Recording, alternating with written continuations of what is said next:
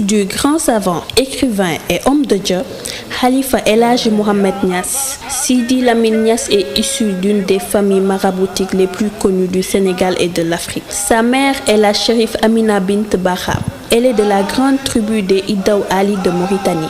Sidi Lamine Niass est né à Kaolack il y a une 60aine d'années, d'une famille de 3 membres du côté maternel, avec un frère Ahmed Khalifa Niass et une sœur Salma Aïcha qui vit en Europe depuis de nombreuses années. Après la maîtrise du Saint-Coran auprès de son père Khalifa ibn Abdoulaye Niass, le jeune Sidi Lamine est confié à son oncle paternel Cheikh Ali Ibrahim Niass, plus connu sous le nom de Baye, qui lui conseillera au plus tard d'aller suivre ses études en théologie et autres sciences islamiques en terre égyptienne. C'est là que lui est venue la passion pour la presse, car au pays des pharaons, le jeune Kaolackois s'est spécialisé en communication sociale.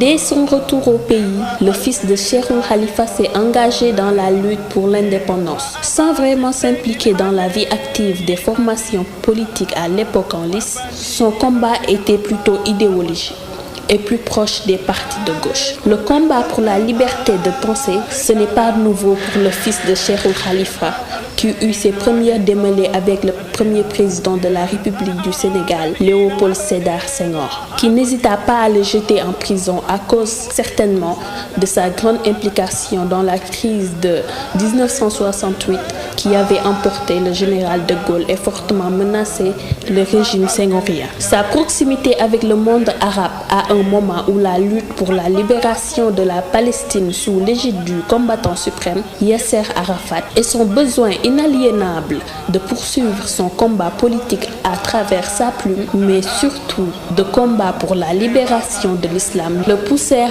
a fondé à la fin des années 70 un magazine mensuel d'information générale dénommé Walfadjri. Cet homme qui avait définitivement choisi sa voie menait le combat de la liberté des peuples à travers la presse. L'obstination et l'acharnement de Sidi Lamine Niass à mettre en place une presse forte, crédible et indépendante sans être nihiliste l'amenèrent à élargir chaque jour son royaume d'action. Sidi Lamine a mené le même combat pour la liberté d'exercice des droits humains comme il l'a fait pour ceux de la presse. D'ailleurs, certains observateurs ne se gênent pas pour dire qu'il vaut mieux avoir Sidi avec soi que contre soi, à cause de sa capacité de nuisance, car Sidi Lamine Niass sait accompagner. Si la politique instituée est en phase avec ses idéaux, mais il sait également engager la lutte dès lors que sa conscience lui indique une autre voie. Sous les régimes des présidents Senghor et Diouf, surtout avec ce dernier, l'homme a connu des hauts et des bas avec des séjours carcéraux et des nominations aux fonctions de conseiller technique. En raison de sa connaissance et de ses entrées dans le monde arabe, il a rendu d'inestimables services au gouvernement du Sénégal sous le magistère du président Diouf,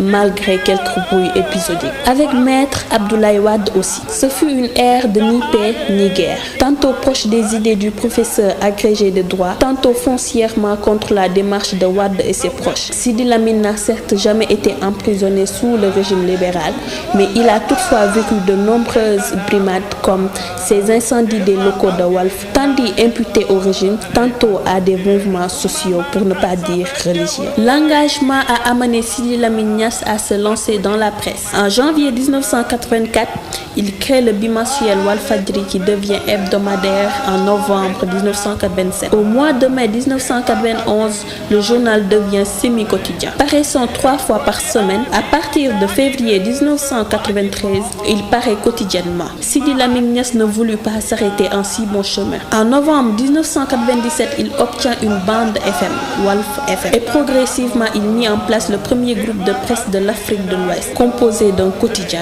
d'une radio et d'un site internet. Un groupe de presse qui fait de Sidi l'un des plus influents du Sénégal. Parmi les patrons de presse et autres chefs de service, on peut citer Bougane Gueye Dany de la Sen TV, Mamadou Ibra Kane de E-Media, Alassane Samba Diop, Abou Abel Thiam ARTP, El Hadji Assane Gueye RFM, Fabrice Nguema Sen TV, Adama Kandé 2STV, Maymouna Ndir, Oumar Nying, Yoro Dia, Souleymane Jules Diop, ministre, Souleymane Niang, Aïssatou Diop Fall de la TFM, Ndeye Astou Gueye de la Sen TV, mais aussi le régiment constitué de Mamadou Ndiaye Dos, Lamine Samba, Mamadou Ndoye Bane, Pape Cheikh Silla, Pape Ngagne Ndiaye, Mamadou Biteye, Aram Ndiaye, Thioromar Ndiaye, etc.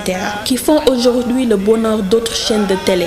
On ne peut non plus oublier le brillant et brillant humoriste Samba Sine, communément appelé Kouthia, qui a fait considérablement grimper l'audience de la TFM avec son émission Kouthia Show. Pape Diogoy Faye, DG de Direct Info, à propos de Sidi Lamine et du groupe Walfadjri, nous disait sur un ton de plaisanterie: si dans la presse on payait des droits de transfert comme dans le football, Sidi aurait pu ne plus travailler et vivre uniquement du produit de la vente de ses joueurs au mercato de la presse sénégalaise et serait milliardaire. Pour dire combien de journalistes, animateurs, techniciens et autres agents ont quitté le groupe qui chaque fois a su compter sur ses ressources internes pour rester au top. Cher professeur, cher directeur général, va en paix.